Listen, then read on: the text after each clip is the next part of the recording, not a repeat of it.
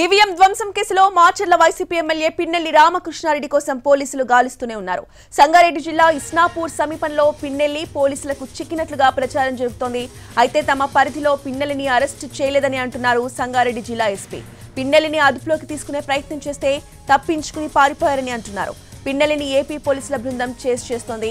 ఆయన్ని అరెస్టు చేశారా లేదా అనే విషయంపై తెలంగాణ, ఏపీ పోలీసులు మాత్రం క్లారిటీ ఇవ్వడం లేదు.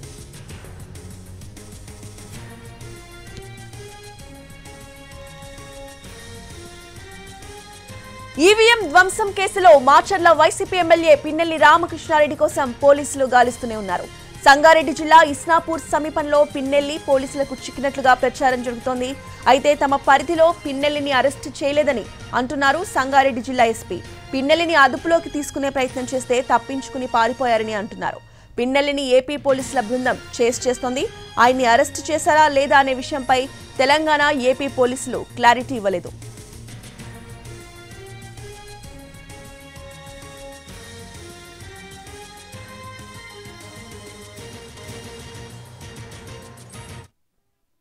ఎవరైతే ఈ బ్రహ్మారెడ్డి అనే వ్యక్తి చంద్రబాబు నాయుడు 2 సంవత్సరాల క్రితం ఇన్ఛార్జికి పంపించాడో ఆ రోజు నుంచి కూడా మాచర్లలో మళ్ళీ వెనకటి ఫ్యాక్షన్ ఏదైతే రెచ్చగొట్టి ఫ్యాక్షన్ మట్టలకు దారితీసే పరిస్థితి. ఈరోజు ఎపిసోడ్ మొత్తం కూడా వాళ్ళు ప్రీ ప్లాన్డ్గా ఎంపీ కృష్ణదేవరాయలు, టీడీపీ అభ్యర్థి బ్రహ్మారెడ్డి ఇద్దరు కూడా ఒక ప్రీ ప్లాన్డ్గా బలంగా ఉన్న వైఎస్ఆర్ పార్టీ మాచర్ల నియోజకవర్గంలో ఏదైనా సరే దెబ్బతీయాలని ఒక ఆలోచనతో ముందస్తు ప్రణాళిక ప్రకారం ఒక 10 రోజుల ముందు ఎస్పీని అక్కడి నుంచి కూడా తీసేసి వాళ్ళకు కావాల్సిన అనుకూలంగా ముందే మాట్లాడుకొని బిందు మాధవ్ అనే ఎస్పీని తీసుకొచ్చి రావటం జరిగింది. బిందు మాధవ్ ఎస్పీ ఛార్జ్ తీసుకున్న 2వ రోజే నా భార్య మీద ఎన్నికల ప్రచారం పోతే మహిళలను చూడకుండా కూడా దాడి చేసి గాయపరిచిన పరిస్థితి.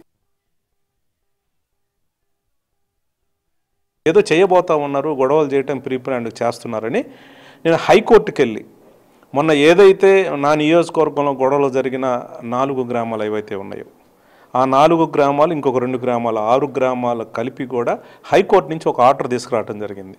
ఆ గ్రామాల్లో ఏదైతే చింతపల్లి, ఒప్పిచెర్ల, తుమ్మూరుకోటు, పాలబాయి గేటుకు సంబంధించి 4 గ్రామాల్లో కమ్మ సామాజిక వర్గానికి సంబంధించిన వాళ్ళు ఎక్కువ మంది ఉంటారు.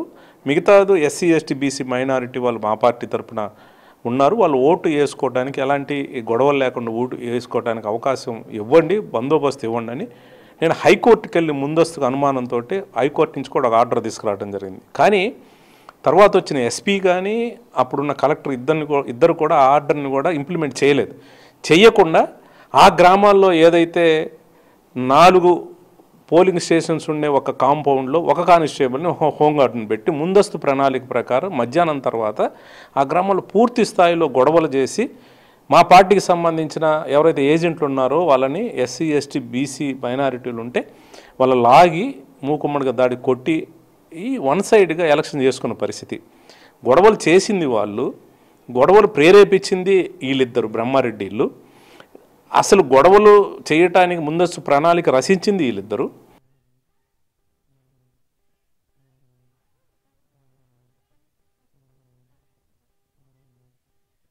ఏదో చేయబోతా ఉన్నారు, గొడవలు చేయటం ప్రీ ప్లాన్డ్ చేస్తున్నారని నేను హైకోర్టుకి వెళ్ళి